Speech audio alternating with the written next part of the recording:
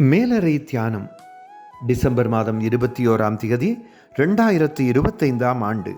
எழுதியிருப்பவர் Ken கிளார், இட்டாகோ, USA. தலைப்பு வருகையின் 4ஆம் ஞாயிறு.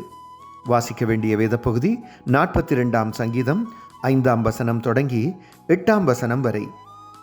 இன்றைய நாளுக்குரிய தியான வசனம் 42ஆம் சங்கீதம் 9ஆம் வசனம்.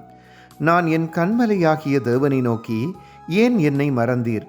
நான் ஏன் துக்கத்துடனே திரிய வேண்டும் என்று சொல்லுகிறேன்.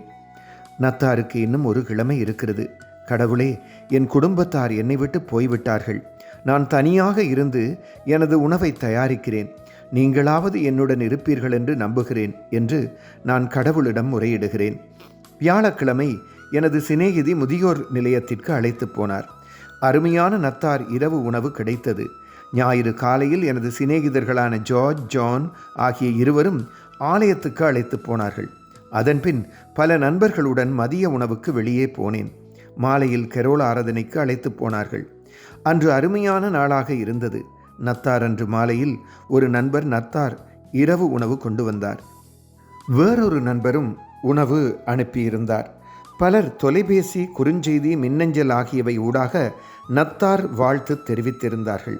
அந்த அற்புதமான நாளின் முடிவில் எனது முறையிடுதலையும் கடவுள் கவனித்து கேட்கிறார் என்று எனக்குள் சொன்னேன். ஆண்டவரே, நத்தாரில் நீங்கள் எமக்கு தந்த கொடையை நான் மறந்து விட்டதற்காக என்னை மன்னியுங்கள் என்று ஜெபித்தேன். நாம் தனிமையை உணரும் நேரத்தில் எம்மால் விளங்கிக் கொள்ள முடியாத நிலைக்கும் அப்பால் கடவுள் ஆசீர்வதிக்கிறார். ஜெபம். ஜெபத்தை கேட்கும் கடவுளே, உங்கள் அன்பின் வல்லமையை மறந்துவிட்டு நன்றியில்லாமல் முறையிடுவதற்காக எம்மை மன்னியுங்கள். ஆமேன். இன்றைய நாளுக்குரிய சிந்தனை: நான் கடவுளை விட்டு தூரம் போனால் கடவுள் என்னருகே வருகிறார். கர்த்தருடைய பிரசன்னமும் அன்பும் வழிநடத்தலும் இந்த நாளில் உங்கள் அனைவரோடும் கூட இருப்பதாக.